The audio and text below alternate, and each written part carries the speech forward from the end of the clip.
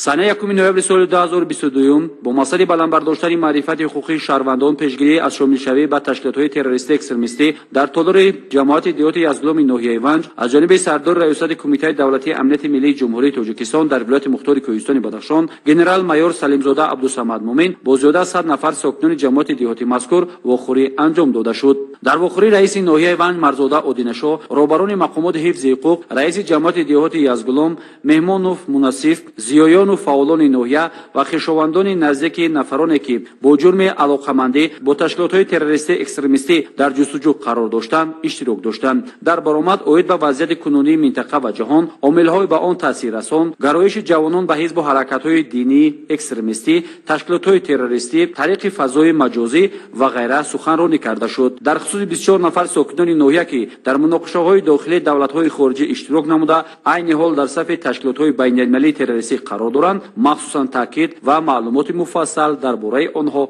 پیشنهاد گردید. به سمع حاضرین رسانیده شد که اکثریت جوانان گمراه تاجیک ضمن در مهاجرت مهنتی قرار داشتنشان زیر تاثیر تبلیغات تشکیلات‌های تروریستی اکستریمیستی افتاده به صف سازمان‌های ممنوع می‌پیوندند. تاکید کرده شد که در صورت سری وقت در نمودن قانون ویرانکنی‌ها اظهار پشیمانی نمودند و با اختیار خود حاضر شدند به مقامات تحقیق نسبت به چنین اشخاص چراهای سبک‌کننده تطبیق می‌گردد. برای مثال ساکن دهه بدون جماعت دیوت یزدگلوم ناحیه ونج ازاریف صلاح‌الدین حاجیبایویچ سال تولد 2000 معرفی کرده شد. قید گردید که نام برده ضمن در فدراسیون رئیس قرار داشتنش از جانب مبلغان تشکیلات‌های تروریستی مورد مغشویی عقیدوی قرار گرفته به عمل‌های نامطلوب دست زده است. از جانب ریاست کمیته دولتی امنیت ملی جمهوری تاجیکستان در ولایت مختار کوهستان بدخشان نسبت ازاریف صلاح‌الدین حاجیبایویچ با دسترسی ماده 307 کدکس جنایتی جمهوری تاجیکستان پرونده جنایتی آغاز کرده شده چاره‌بینی‌های تاثیررسان راه اندازی گردید.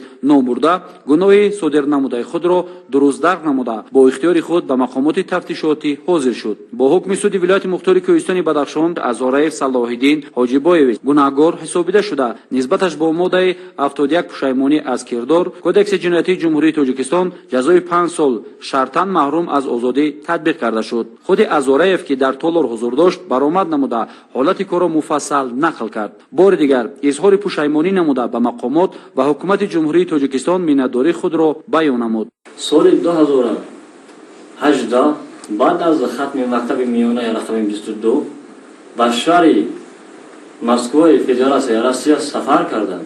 در مدت 5 سال در اونجا قرار داشتند.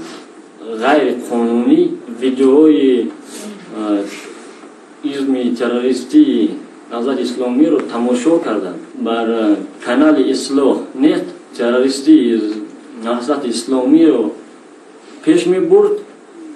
باید در افیر من تحقیقات کردم با اشتراکی کارمند یاموس سایت نوارش گپ زدم. من گفتنیم برای مردم بدخشان نه بلکه برای مردم بدخشان بلکه برای مردم تاجیکستان یک درس عبرت در زندگی ما است. بلکه درس عبرت برای همه جوانانی که خصوصا یزدگلوم، ونج و بدخشان و خور و همین کار دیگر تکرار نکنید چون که دیدین به این کار جنایت بدهید غیر قانونی بدهید. انا ویدیوهای حزب تروریستی نهضت اسلامی رو تماشا نکنید. از همه شما خواهشمندم که به همین کار دست نزنید و کسانی که همین کار را کردگی‌اند بیایید با خواهش خود با مقامات ها خودتان را سپارید چون جزای شما سبکتر می شود یا که آزاد کرده می شوید. مورد ذکر است که جوانان باید درک نمایند که فریفته دایره‌های شبهه‌ناک و سازمان و تشکیلات‌های تروریستی اکستریمیستی نشوند. در برنامه‌های اغوا انگیزی تشکیلات‌های ممنوع حزب نهضت اسلامی و غیره اشتراک نکنند. با تقدیر خود بی‌طرف نباشند.